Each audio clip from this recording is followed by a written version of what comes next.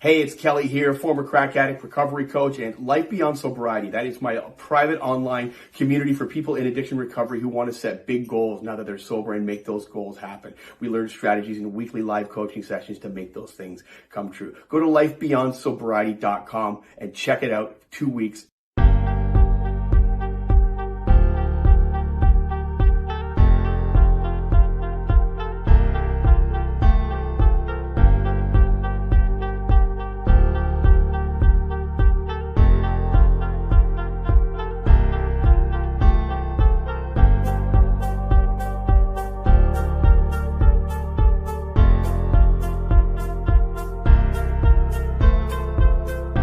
Hey, it's Kelly here, former crack addict, recovery coach, and Life Beyond Sobriety. That is my private online community for people in addiction recovery who want to set big goals now that they're sober and make those goals happen. We learn strategies in weekly live coaching sessions to make those things come true. Go to lifebeyondsobriety.com and check it out. 2 weeks for free.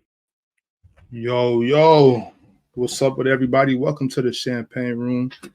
I know this has been one of the most highly anticipated champagne rooms we've had in a while. I know I posted a thumbnail a couple times and you guys were hitting me up like, "Oh, when is this going to drop? When is this going to drop?" And I'm sorry, I'll take full responsibility. We had some scheduling issues, but like I told you, me and the beautiful Iris were working on our schedules together, making them to align, and we finally got that going on. So the wait is finally over. Y'all know how serious I am about the Champagne Room and want to make sure I bring y'all the highest quality of videos, make sure that I get, just the best quality I can. So I didn't want to rush nothing, y'all. But you're here, I'm here, Iris is here. So that's all the ingredients we need for a great show. I want to point your attention to the bottom of the screen where we still have the quote of the, fuck it. It's the quote of the month at this point. Quote of the year, I'm sorry. You can't buy energy. You got to get some sleep. That's a quote from my main man, Breezy. Shout out to Brooklyn. Y'all know Brooklyn in the house. Once again, you can't buy energy. You got to get some sleep. So all y'all take heed to those wise words from my man, Breezy. And, get some rest, man. Rest your body. Take care of yourself. Make sure you drink some water. Get some cardio. You know what I mean? Never drink and drive. Do all the things that show you that you love yourself. You know what I mean? Now, I know y'all tired of hearing me sit up here blabbing and just flapping my gums. So what we're going to do is bring up the... Let me close the window. I got some dogs outside. So what I'm going to do is I'm going to bring up the lovely Iris, and we're going to get straight to it. Is that all right with y'all? Let's do that. Hello. Hi. How are you doing? Can't complain. Great. I'm happy that we finally put this together. I've been harassing you, and I want to say sorry for that. You know what I mean? But as you see, the viewers, the subscribers, they were so anxious. They wanted to hear from you. Oh, absolutely. And I wouldn't say that's your fault and you were bothering me. Like I said, especially with dancing, having a weird schedule and working through the week. Mm-hmm. Having weird sleep schedules and no exact schedule per se can be kind of difficult when it comes to trying to schedule stuff. So I apologize for that. It's all good. I understand that. We have a super chat already from my man Desto. He says, "Salute, my brother. Much love as always. Let's have a great show." For sure, Desto. We're gonna do our best. So the other day when we were going to actually do the show. Maybe I think it might have been Saturday, and you were on the way to the club, and it was a cosplay party you guys were having, right? Yeah. Okay, so I did a show later on, like maybe Sunday, and everybody was, like I said, asking like, when are we gonna do? When are we gonna do? When are we gonna do it?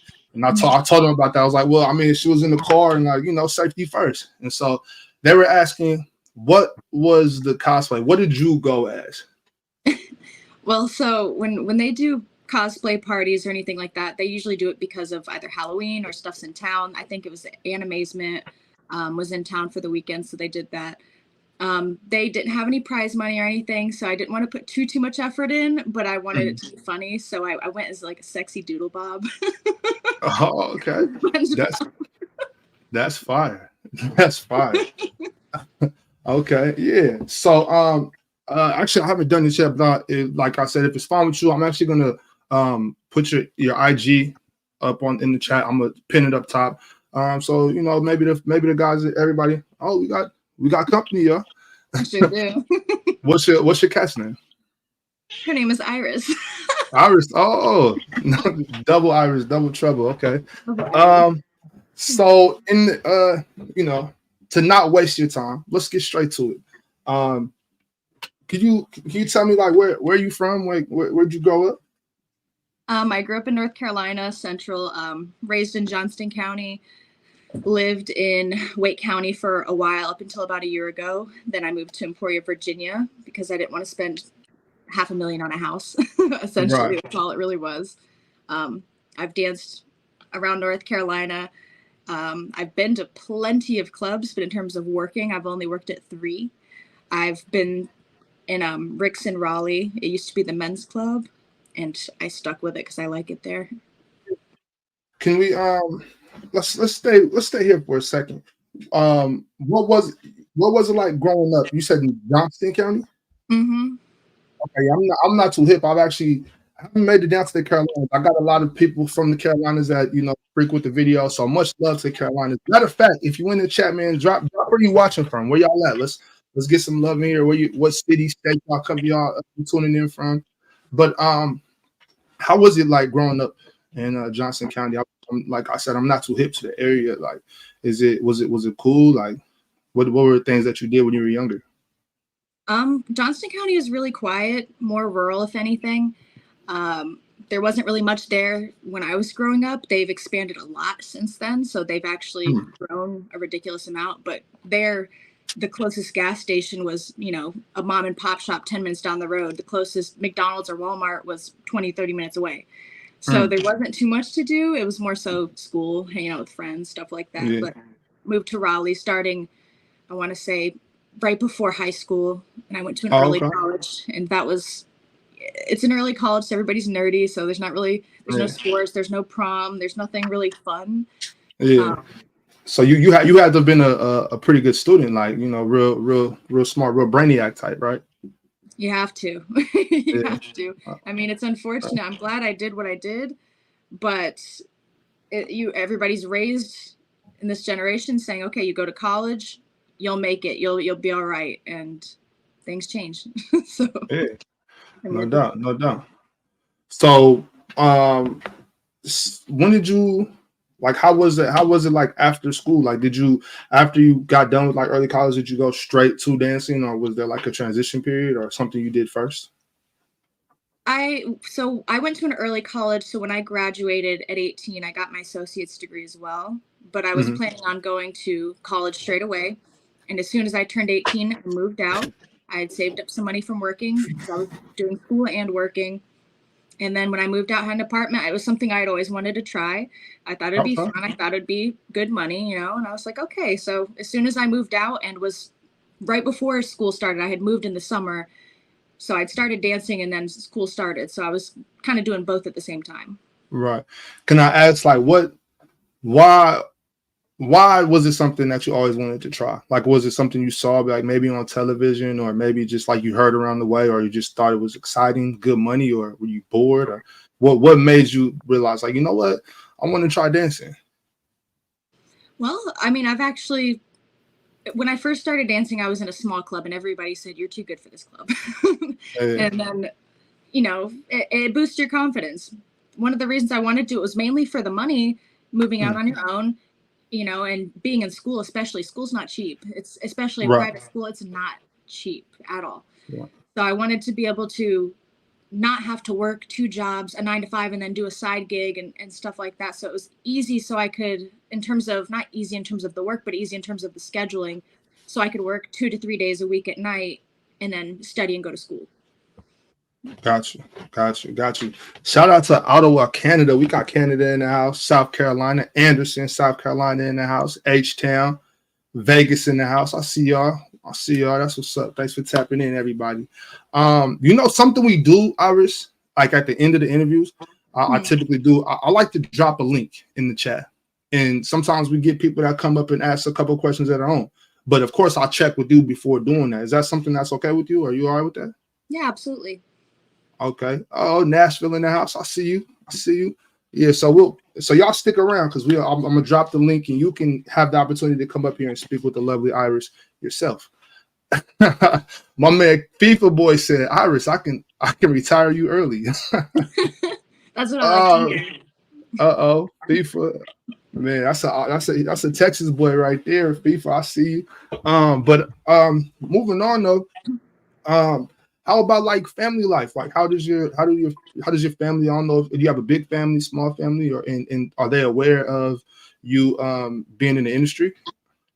I would say my family's relatively small. So of course, ironically enough, strippers, daddy issues, they just go like that. So okay. I didn't meet my dad until I was probably 18, hadn't spoken to him at all. And I've maybe spoken to him twice, but my family's small because I don't know most of my family. My dad's side's Puerto Rican, my mom's side's white. My mom's side I stick with. We don't talk about it. They know what I do. They don't, obviously they're not in love with it, but they know that the times are tough right now and I have a head on my shoulders and I'm not just going in there and, wasting money and putting it towards stuff. Right. Well, I mean, I guess that, it's good to, have maybe not have people that are against your every move. You know what I'm saying? People that can trust you and know that you're moving with a good head on your shoulder. So, I mean, I guess that's, well, not I guess, but I know that that's actually a good thing. Right. How was it though, like starting out, like in your early days when you first got started? Like, was it easy for you, or like, do you remember your first day? Like, what was that like? The first day you went to the club, how was that, auditioning and everything? So I started out because I was living in Wilson, going to school out there, and there was an itty bitty club in Rocky Mount. I personally don't recommend it. It's not the greatest. But it was nice as a starter club. One, they're not topless. Two, that you have to cover 3/4 of your butt. There's absolutely no privacy, no touching, no anything. But it was such a small club. I would be one of, if not the only white girls, first of all. So anybody that wanted a white girl went straight to me. Right. Okay. But the money there, at least compared to a 9-to-5, it was good. Compared to dancing in general, not good. But it was nice to be able to get my foot in the door and go in an audition. And honestly, I was nervous. I had never been on a pole. I never touched a pole. I never danced on a pole. I didn't even know how to shake my ass. But I wanted to try it, and I did. How was that now? You got the shaking ass part down now? I got a little butt, but I work with what I got. Okay. Yeah. And how long did you stay there, you said? I was there for about a year, and the owner / manager there was not great, and he took me for granted. So I decided to go work for his cousin in a few towns over, and they appreciated me, but they shut down during COVID, and they had some other issues that shut them down before I was there, and they never opened back up. They're permanently shut down. But from there, I moved to Raleigh because I was done with college, and that's where I've been. And that's where I like it. Yeah. So how is that though? Like just the experience, like in the club experience, with management and things like that. Was that your only like bad experience with management, or is that kind of like because you said you've only danced in 3 different clubs, right? Mm-hmm. So like of those, like how is it typically pretty good with the management, bouncers, security and stuff? Like, or do you have to deal with them like constantly hitting on you or expecting favors, or pretty much they keep it professional? So each club is different in terms of how they run and how they work in general. I will say the first club, the reason I left is because it was a slow club.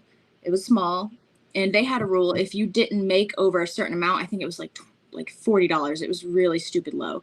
They would give you your house fee back. And one night I didn't make that. It was really, really bad. It was raining. It was an ugly day. Nobody came out. And I asked for my house fee back. And he said, no, you'll make money tomorrow. And I said, I will, and I'll pay it tomorrow. And he said, no. I said, if you don't pay me, I'm taking my stuff out of my locker and I'll go somewhere else. And over $20, he lost his main moneymaker. And I don't want to toot my own horn, but any girl would be the best dancer there. Gotcha. The other clubs I worked at had better management. The one in Selma was all right, but I personally didn't. One of the security guards there was flirty with me, and he'd come on his off days, but he didn't cross a line in terms of working. The management there definitely had favorites because girls were doing favors for them. I had a girl dump a gallon of bleach in my bag because she was mad that I was making money. She was an older girl, and I was probably 19 at the time. So she had some general hatred of me for, I don't know why, just because I was making money.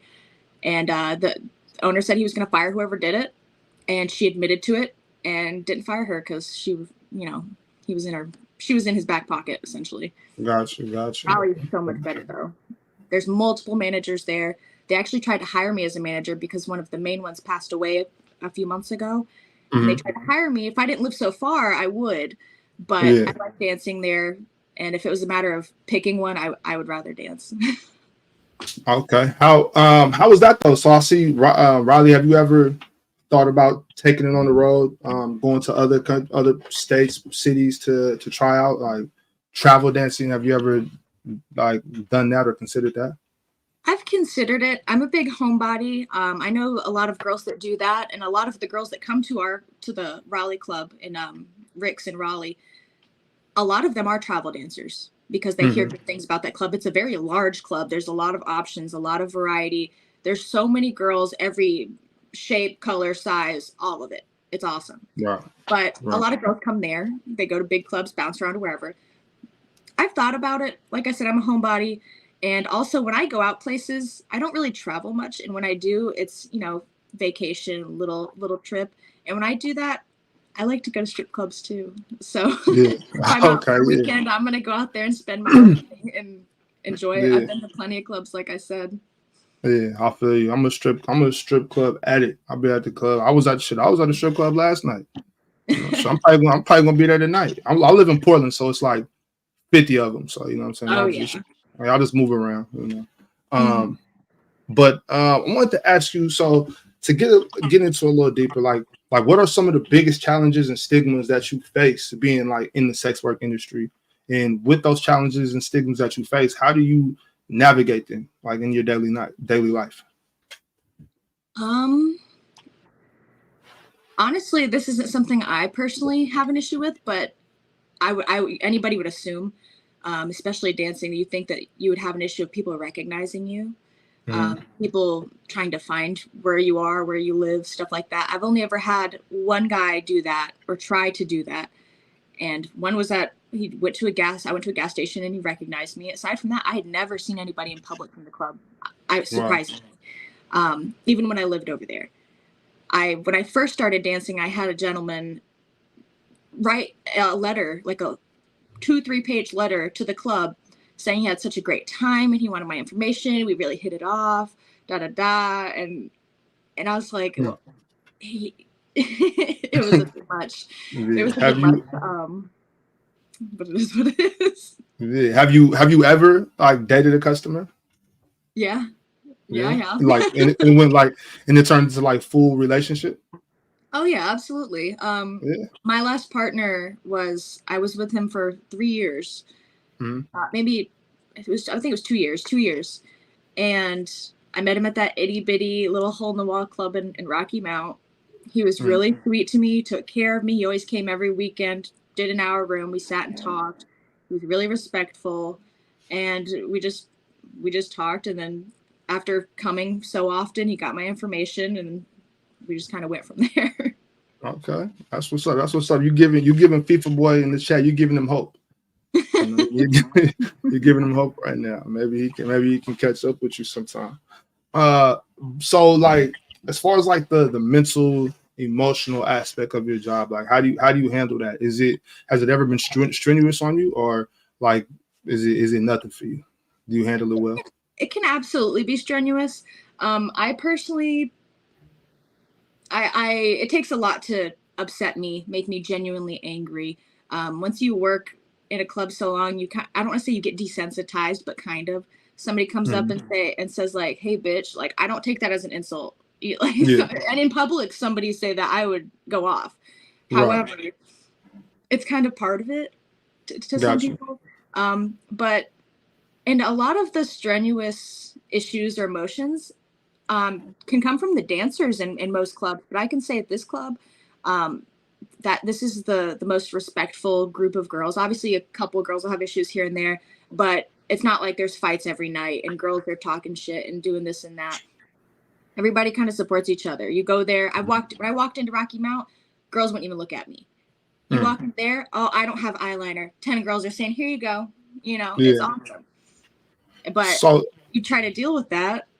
It's like being in a place where your coworkers are supportive and everybody's, you know, working together instead of working against each other. That helps tremendously. Tremendously. Yeah, I can see that. Okay, that makes sense. So, what is kind of like in Carolina? What's the strip club culture like down there? Is it more like a big party vibe, like a Atlanta, Miami type vibe, or is it kind of like gentleman club vibe, where it's not so much like a booty shaking club as much as like a gentleman's club? You're really getting dances and VIP, or you got to have more like a mouthpiece, more game about you, or can you just get on the pole and do your thing? So different clubs are completely different, even in North Carolina. But I would say in terms of North Carolina, Raleigh is where you go to party. Okay. Raleigh's the spot. Raleigh, maybe Charlotte, maybe Greensville. I'm not a big fan of Greensville personally. Sorry, but I like Raleigh. And it really depends on the night, because it used to be the men's club, which was a gentleman's club, and it was a little classier. Girls had to wear dresses. They couldn't have nipples showing. You know, when you go on stage and in dances, yes, but walking around. But they've changed it when it became Rick's. They rebranded, changed it. It's a little more of a party club now. There's definitely plenty of people that have been going there for years. And if you just walk up and say, hey, you want to dance? Most people will say no, or maybe later or something. But a lot of people just want a couple minutes of conversation at the very least, because a lot of girls don't do that. And that's what gets me my money.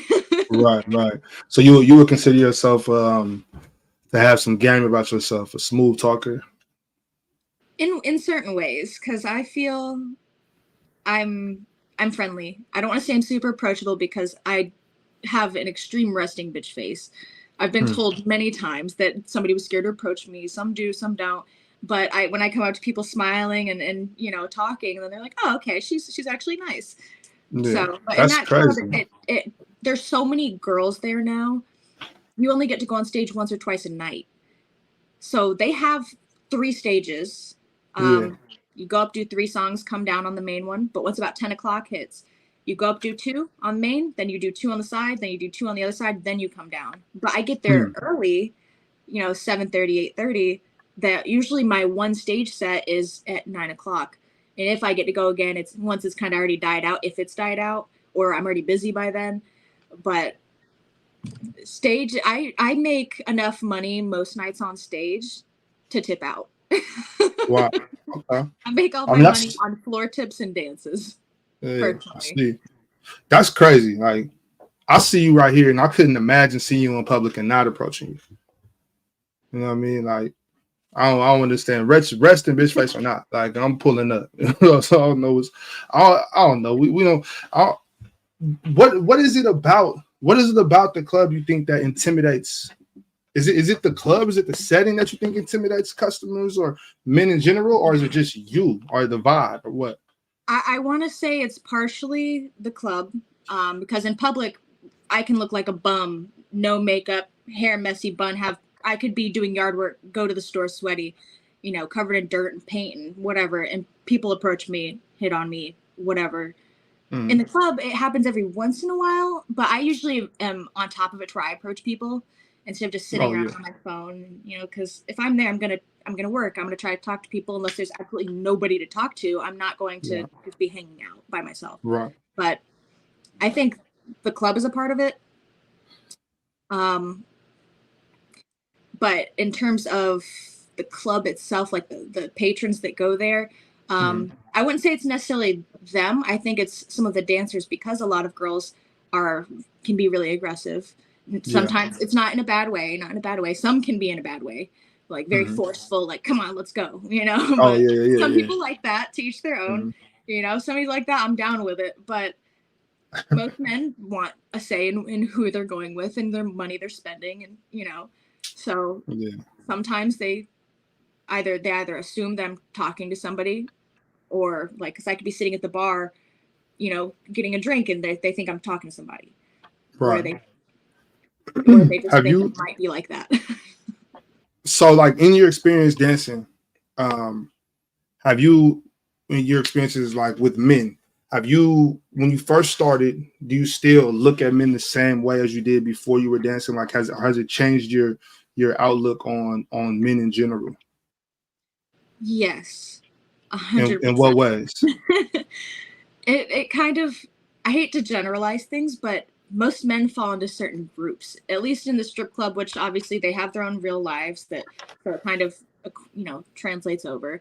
But not everybody goes to the strip club, but I've seen all kinds of people go to the strip club. It's not just people, trying to party and throw money. It's everybody, any kind of person you can imagine. And one of the things I love about the club I'm at is when I worked other places, you barely ever saw women and you never saw couples. This club, we see them all the time. A lot of girls don't dance for them, and if they do, they charge double. Yeah. We don't charge double. I don't see the need. I love dancing for couples. I think it's a blast. But there's different groups per se of men, but I want to say that it changed how I look at them, but not in a specific direction. Because some men are extremely great, some are extremely awful, and then there's plenty in between. But I didn't realize how far the gap went in terms of extremes of how people are and what people are into, the things that people are into.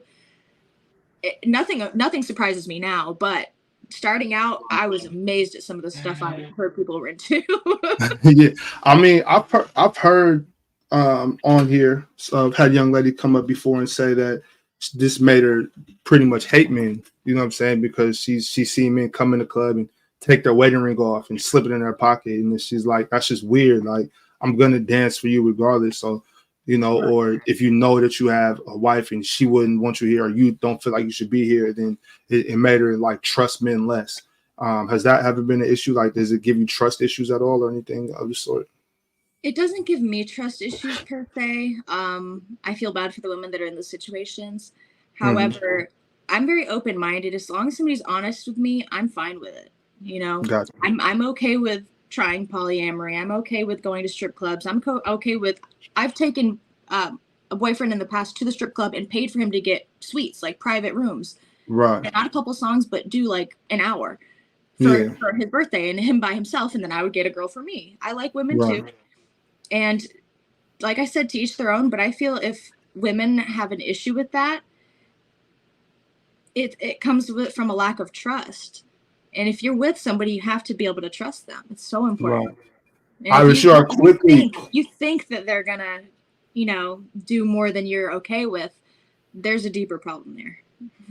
Yeah, I was sure quickly becoming a fan favorite just with your answers. I must say that.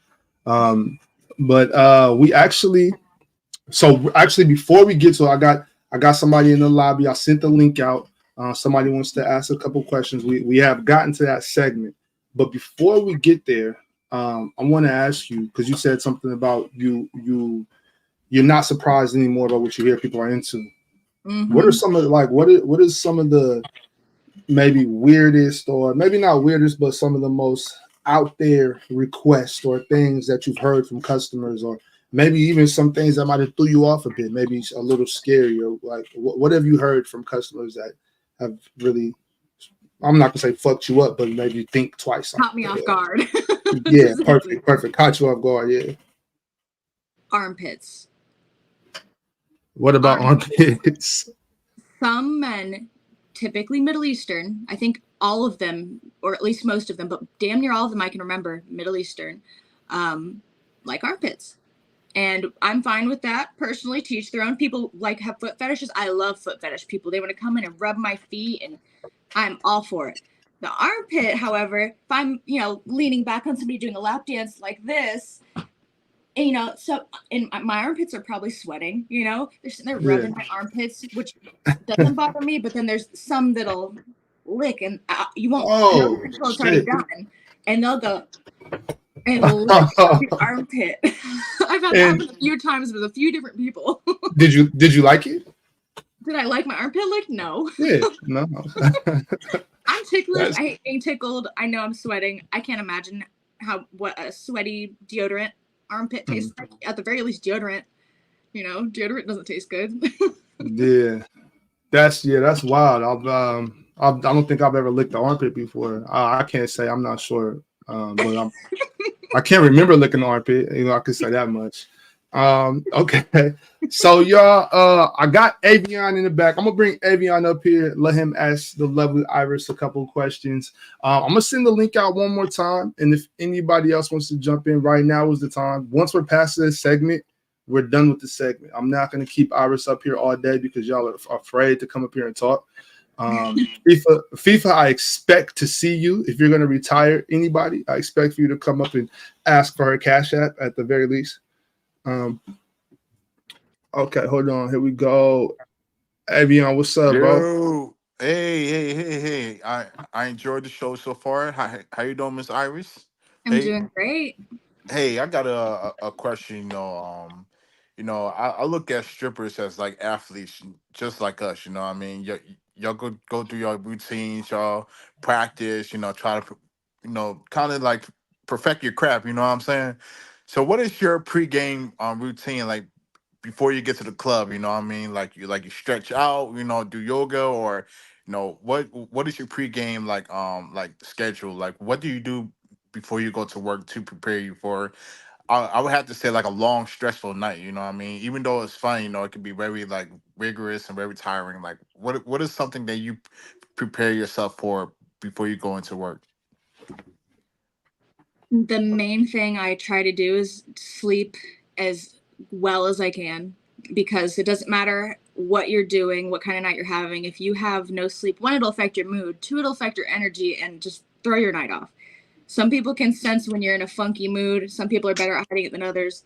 But I personally, because I have such a long drive, I sleep, get as much sleep as I can, just kind of take it easy. I get ready here, take the long drive, and then when I get there, get dressed. They have mirrors everywhere, of course. Check yourself out, do a little mirror ass shaking.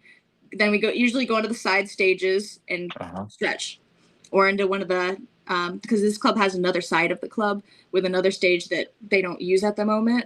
Go over Yeah. there, practice a little bit. Nothing too crazy, but to warm up. At the very least, stretch though. It's so important to stretch.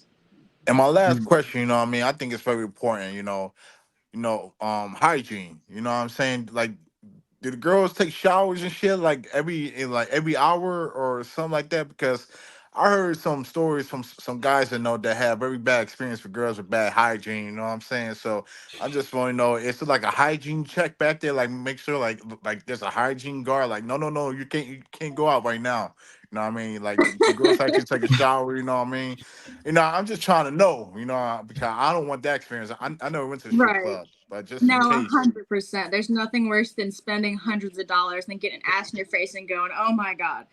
And like I said, I'd taken my boyfriend in the past to the strip club, and I was like, "This girl I work with, she's super nice, super cute," and I paid for him to do a dance, and he came back and said she smelled so bad, like bad, and I was so caught off guard because I wouldn't assume that from her.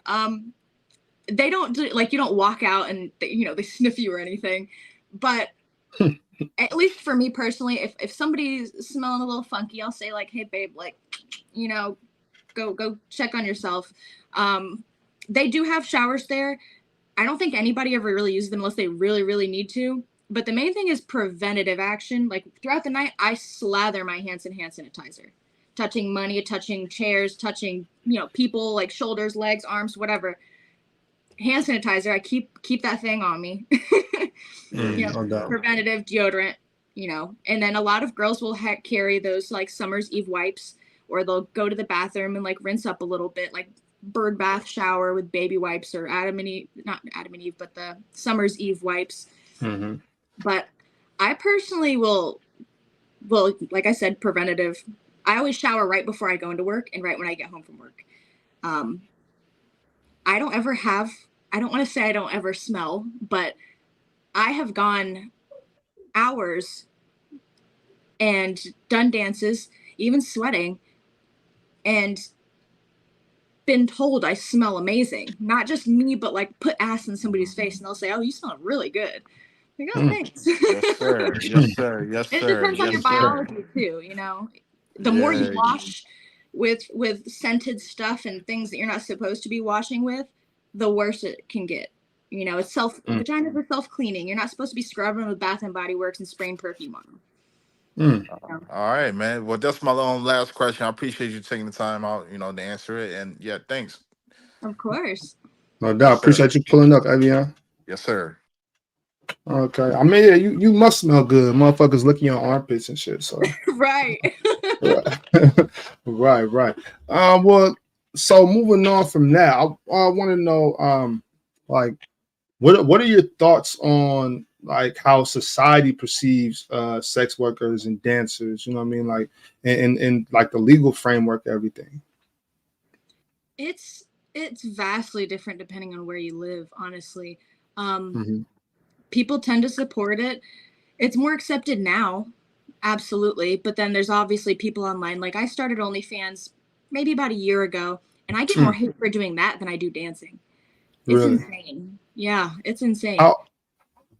See, I was going to ask you that as well. As my next question, like, do you do any other forms of sex work, and or OnlyFans? How has that been? Is that like, was it what you thought it would be like doing the camera work, or is it kind of like what do you prefer? I didn't go in having super high hopes, and I don't like advertise it everywhere every day. You know, I don't bombard people with stories. Like I post stuff every once in a while. But honestly, a lot of my OnlyFans clientele is club clientele or people that I've met at the club or have known from the club. And then some are random, people from online or people that I went to school with years ago. I have somebody I used to date in like middle school, his older brother. He comes to see me at the club and has my OnlyFans. A North Carolina congressman. He's one of my clients. Right. But then some people hate it. Like that congressman hates the OnlyFans idea. He thinks I'm too good for it. He thinks X, Y, and Z. I mean, to each their own. I wonder what it is. I wonder what that's all about. Why is it that people look at OnlyFans a certain way and dancing not? Honestly, I couldn't really tell you. Because, I mean, OnlyFans, I think it's a part of the stigma with that. Is, people say like an OnlyFans girl, she thinks she's working a full-time job, making money, just doing this and that. And there's the people that are like, yeah, you're making money getting fucked, busting a nut. Go off, Right. But it really depends on the person. Some people are all for it. Some people don't really care.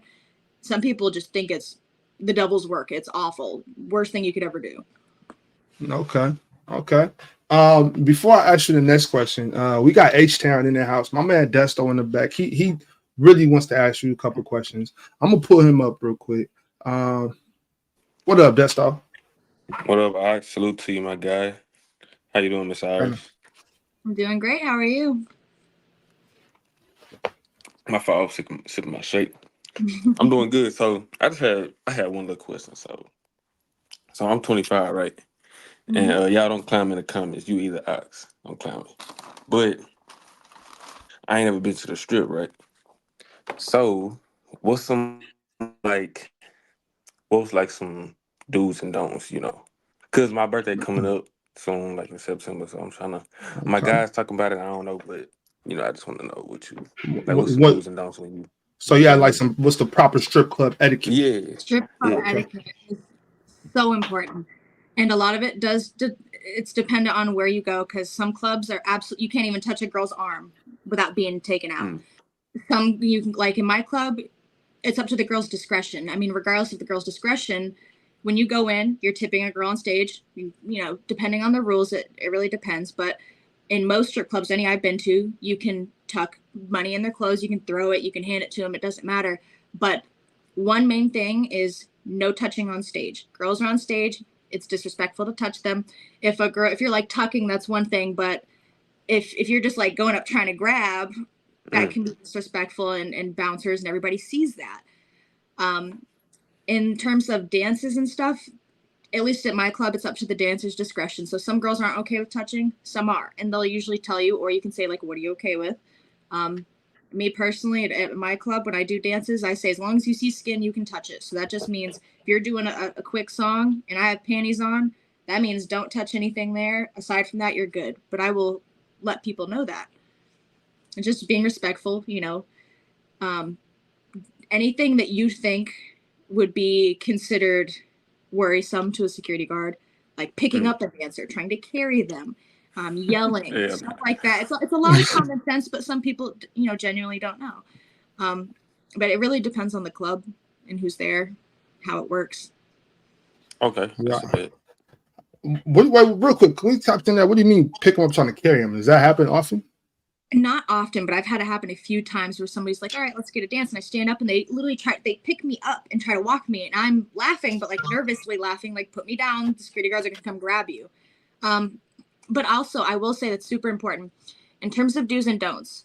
Every club is different, but any club I know of, any girl I know that's worked at a club, we have to pay to work. So door fee does not equate a free show for the night.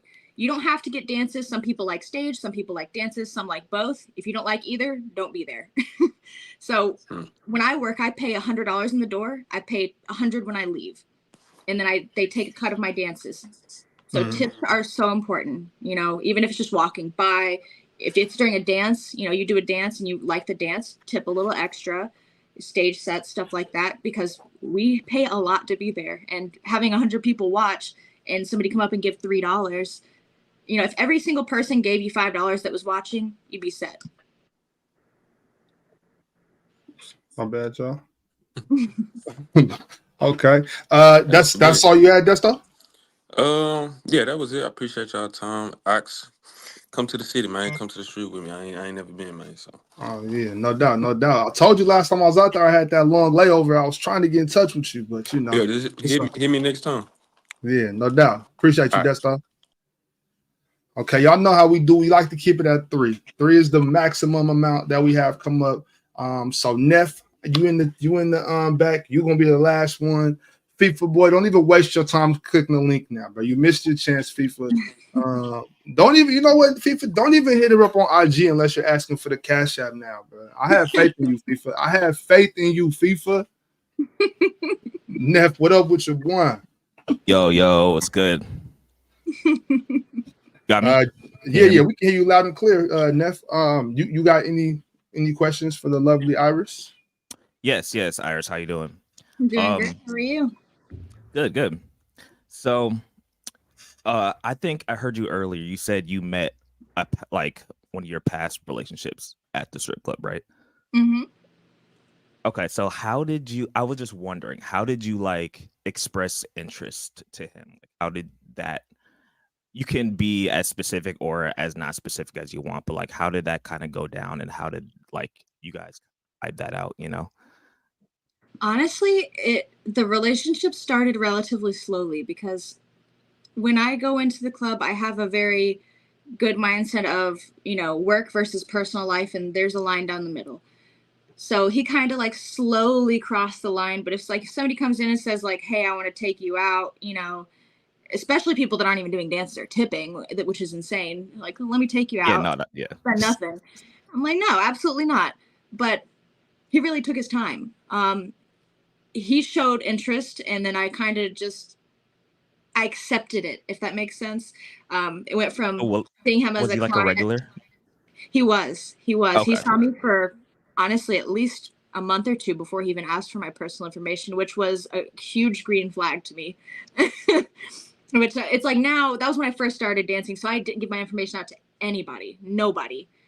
Now it's a little more lenient, but he jumped through the proper hoops, which is what I was looking for. I wasn't looking for somebody. He just kind of showed up and checked all the boxes. And so I would start to talk to him when even in the club before he even had my information. I would spend time with him between people. Oh, for sure. Okay. You got anything else, Neff, or was that it? Okay, now interesting. I was just obviously trying to pick up some tips. It's always just it's always interesting, going into strip clubs and stuff, because like obviously y'all are trying to make money, and it's like an interesting thing. And I've known like some of my own friends like have had decent relationships, like I don't know. I just want to see like just trying to peep game. Okay. It's one of those things. If you go in expecting to take a dancer home or to date a dancer, it's probably not going to happen. It usually happens when you're not expecting it. You know, you go in just trying to have fun, and you find a girl and you're like, oh, she's beautiful. I really like her. And you bond a little bit, get to know each other. And then over time, I mean, so sometimes it takes not long. Sometimes it takes longer. It really depends. And all I know is when I first started dancing, I was very strict on nobody had my information. I was very, very closed off on club, stays at the club, nothing else. And he kind of broke.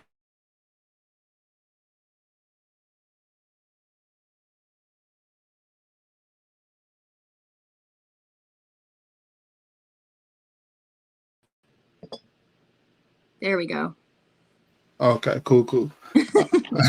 I just wait for a second. I thought that was my Wi-Fi. Okay. My signal's good, but mine went out for a second. I don't know. Yeah. Okay. Well, hey, Neff, appreciate you pulling up, man. Really, staying engaged. Appreciate you. I hope you picked up some good tips. Whoever you after, good luck. Appreciate it. All right. I just have a couple more questions for you before we get out of here. Like I said, I'm not gonna keep you all night. I wanted to ask you, in what ways, if so, like I know I've heard dancers that when you're up on stage, you're like the queen of the moment. You know what I'm saying? You feel like you have all the power. Has becoming a dancer, has it empowered you in any way? Oh, absolutely. When I first started dancing, I was nervous. Everybody is. I hadn't practiced. Like I said, I never touched a pole. And during my audition, which the audition's usually early in the night, there's usually nobody there, very few. I got tipped during my audition, and that felt great. Oh, wow.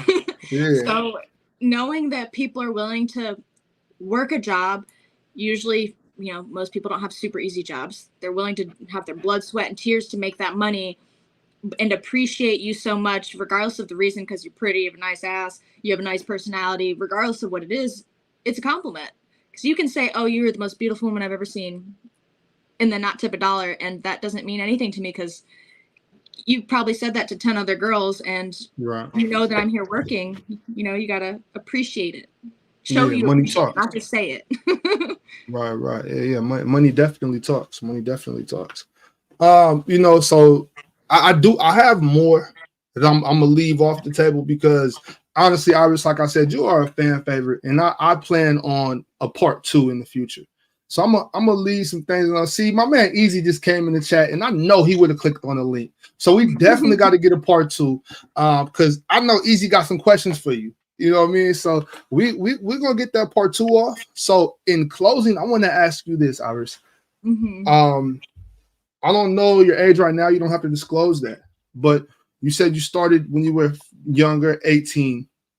If you were, just hanging out at the mall and you saw young baby Iris walk by you and you were like, hey, Iris. And she came and told you that her plans and intentions on going to the club. What would you tell her? What advice would you give her, and what guidance would you give her? Honestly, I would say worst thing you can be told is no. When I started dancing, I was scared of going to Raleigh because it was a lot of white girls and there was a lot of girls, and I made far more money there. So I would say try it. Don't push it off because you're scared. That, and be a little less strict, because when I started, like I said, nobody got my number, nobody got my social media, nobody got anything. And now it's handy because if somebody sees me regularly, they'll have some sort of social media or personal information. So they can say, hey, I'm going to come out tonight. I'll be there at this time, talk throughout, because there's people that don't have it. And I don't know if they want to come see me until they show up and ask for me. And it's like, I was a little too strict. I'm glad I kind of kept that distance for my own safety, but I wish I was a little less strict on it, because I could have had contacts on contacts, and I don't. I didn't get them. And so for you, is that the way to go for you? You go for to establish some form of relationship, make to keep it regulars. Is that the way for you, the money maker for you? Oh, absolutely. There's the club I work at, there's tons of people that are traveling there for work. So a lot of people I only see once, never see them again. But then there's people that come out there, you know, once every couple months. You know, they might have never been to a strip club. They saw me and now they come every week or every month. So having that relationship, each relationship's different, but you kind of have like a romantic friendship relationship, depending on the person's, you know, how far it goes. But having that communication and the access to communication really helps. One, so you can be on the same page of who's going where, what time, blah, blah, blah. But also extend that relationship to where, you know, they might have been coming once a week to do a couple songs, and now they're coming every week to do an hour. You know, you kind of boost your relationship, move further, and then you have more fun, you know? Right. Okay. Iris, I hate to ask. I know, like I keep saying, I'm not gonna keep you all night. Is it too much to ask if I could let my man Easy get a couple questions off? I mean, Brooklyn in the house. He's a regular. He always clicks the link. This is my man. Is it okay if I let him come up, or do we need to save that for part 2? Absolutely, we can do it. Okay, great. I'm gonna drop this link for you, Easy. Make sure you click it quick. You know, we've been up here for almost an hour. This is a hell of an interview. I want to thank you again, Iris. You know, this has been amazing. I'm loving this interview.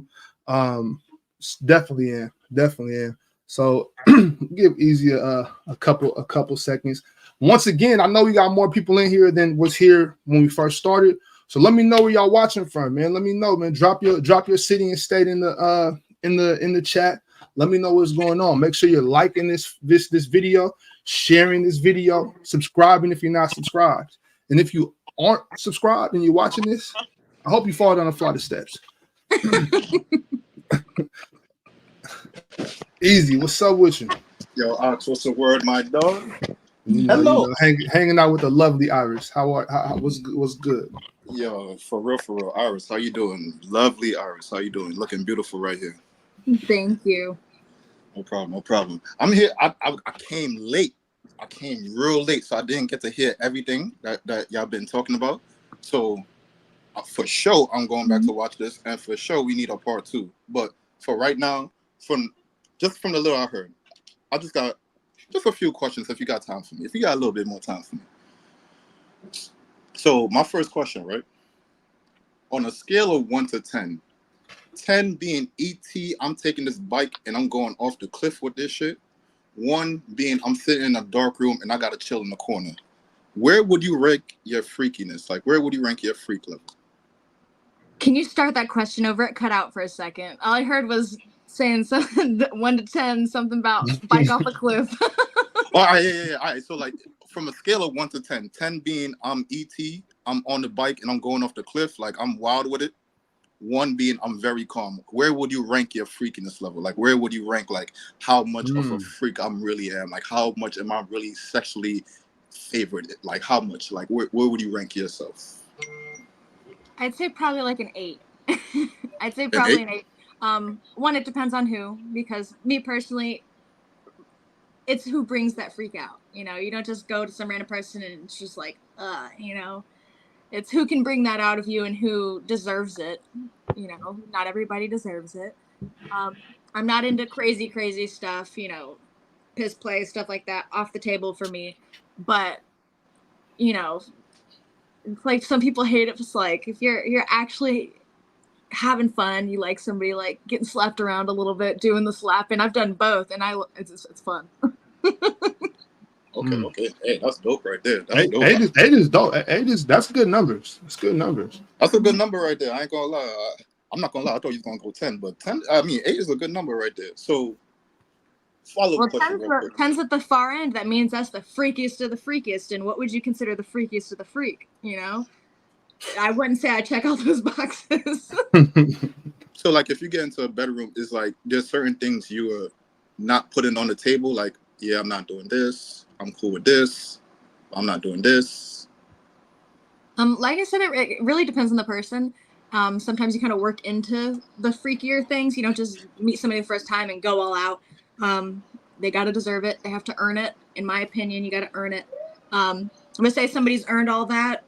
They knew who I am as a person. And even if it's not something I'm fully like into, if it's something they like and it's not hurting me anyway, like anything crazy. You want to make your partner happy. But I mean, I'm very open-minded because honestly, pleasing somebody pleases me. So even if it's not something that directly would give me pleasure, it can. In terms of off the table stuff, like I said, anything that's like piss and shit play, not doing it. Absolutely not. Damn near anything else that I can think of, probably.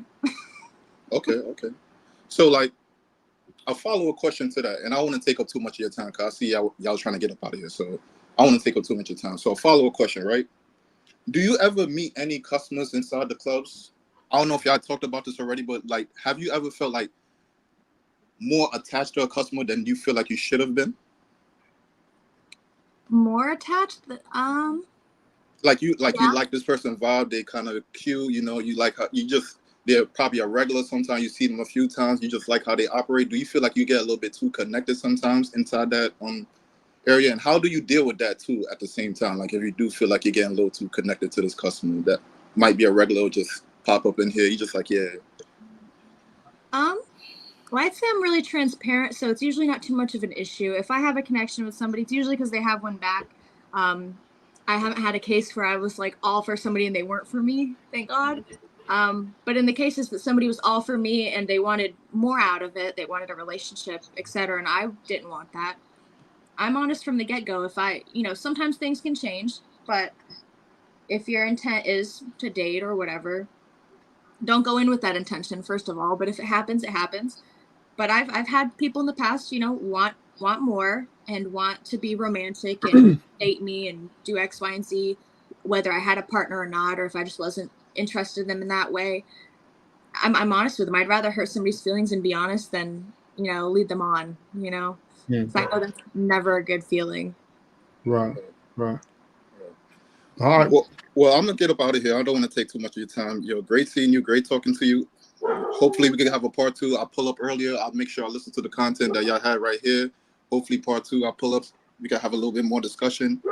Nice to meet you. Nice to talk to you. Ox, my guy. You already know what's the word. Let me get up out of here. Y'all have a good night. You so too. Appreciate you. Yes, sir. Okay. So that was a little unorthodox. Typically I'll keep the segments with the segments, but when Brooklyn in the house, you know what I'm saying, sometimes we got to change the rules up a little bit. So Iris, like I said, I'm gonna stop there because I don't want to disclose everything because I gotta get you for a part 2. It's a must. I have to. So with that being said, on the way out, is there anything that you want to say to the viewers, to subscribers, just to the people in general? Anything you need to get off your chest, or any statements you need to make? Respect your dancers. They're working hard. They want to make you happy. You take care of them. They take care of you. And if they don't, they're not the right one. There's plenty of others out there. That's the main thing. Some people underappreciate it. They think they're just walking in there making money. No, we pay a lot. We work really hard. And we deal with a lot. I love the job, but some people don't understand that part. Like you tip your waitress, tip your dancers, man. They're paying a hell of a lot more than a waitress is. Definitely. Do you ever have any issues with like the waitresses in the club and the bottle girls and the cocktail waitresses at all? Or is that just like you mean personally, like personal issues with them? Yeah. I haven't had any personal issues with any dancer at this club or anybody except for 2 people. One of them, everybody hated because she was very sharky. You'd get up to go on stage and you'd have your regular. Everybody knew it was your regular and she'd sit in their lap instantly. Everybody hated her. She eventually got fired. Another one was new. I showed her the ropes, helped her out, and she was obsessed with me. My real name is Devin. My stage name is Iris. And she was bald. She didn't have hair. She wore outfits. She always wore like white, and I would wear black and, chokers and collars and leather and stuff like that. I showed her the ropes, and then she instantly started dressing like me. She changed her stage name to Devin. She got a long red wig. She would try to take all my regulars, and I was helping her like, hey, go talk to this guy, go do this, go say that, da-da-da. And one night I snapped on her because she was hovering over my money bag.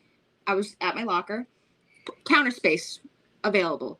She was hovering over it. That's an unspoken rule. If a dancer's money bag, you do not hover, you don't touch it, you don't do any of that. It's very disrespectful. Yeah. She did that, and I snapped on her, and I said, you know, you've been doing too much. I tried to help you. You're doing absolutely too much. You're being disrespectful.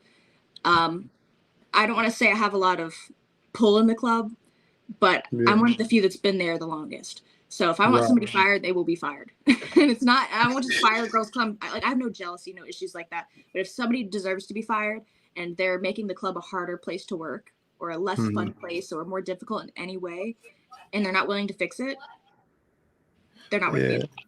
Yeah, that's crazy. Her trying to turn into you. Like, that's like some sick attachment shit. You should have, definitely get her out of there. Well, Iris, it was amazing. I'm so happy you pulled up. I'm super happy that we got our schedules together because our schedules were clashing and, the people were waiting for it. This was definitely the most anticipated interview I've had. I've had somewhere where people got excited during and after, but the people did not respond in the same ways that responded to you. I don't know if it was the red hair. I don't know. I mean, obviously you're gorgeous, you know what I'm saying? That goes without saying, but it was just something about your energy that just exuded to everybody. And so I'm so happy that we got this done. I'm glad I was able to come out here because it's nice to be able to get a different perspective, Yeah. There's a lot of things a lot of people don't know about dancing. Right. And that's the dancer side. And you know what? Just to give you a little backstory, that's how all this started. That's how the Champagne Room came about. Because like I said, I'm a strip club connoisseur. Every city I go to, the first thing I do when I get to the airport is, what strip clubs am I going to tonight? Right. And so we had a situation last year where there was some NBA players got caught up in some things with some sex workers and whatnot. And the guys was on the show. They were like, oh my God, I can't believe you dated a stripper. Why would they do that? How would you ever do that? And I was like, well, do y'all know any strippers? Have you been to a strip club? You know what I'm saying? Have you ever dated a stripper? Trust me, it's fun. You know what I'm saying? It's an amazing, And so I was like, you know what I'm going to do? I'm going to start reaching out to some dancers and see if we can get some interviews to enlighten y'all about the real going zones of the strip club. Because, there's people that just think y'all are just doing all types of shit. And I'm like, yo, I know some school teachers that put sex workers to shame as far as that goes. You know what I'm saying? So that's what this was all about. And I thank you for bringing that to light. I thank you for giving us your time. I'll definitely be reaching out to you. Like I told you a while ago, our budget is growing. Pretty soon, I'm trying to bring everybody that we've done interviews with all to the same place. We're gonna have a big, a round table and just really kick it. You know what I'm saying? Bottles of champagne. That's how we do. So I'm gonna be reaching out to you, Iris, and thank you so much. Thank you. If you got a moment, so I'm gonna drop you into the lobby. But if you got a moment, could you just hang out there for a second? I do want to holler at you as soon as I end the stream. Is that okay? Absolutely. All right, cool. Thank you. Well, that was the Champagne Room with the lovely Iris. We'll be back with another one. Thank y'all for pulling up. And as my man Breezy says, man, you can't buy energy. You got to get some sleep. So that's what y'all need to do. Take heed to those words, man. Listen to those wise words. Make sure you drink some water tonight. Make sure you get some cardio in. Love yourself and never, ever, ever drink and drive. You know what I'm saying? Call a cab, call an Uber, call a Lyft. And if you're in my region, you already know what to do. Just holler at me. Y'all be safe tonight. Thanks for pulling up. Thanks to everybody that pulled up with the link. Thanks to everybody that commented in the chat. You know what it is over here. Appreciate y'all. We'll catch you next time.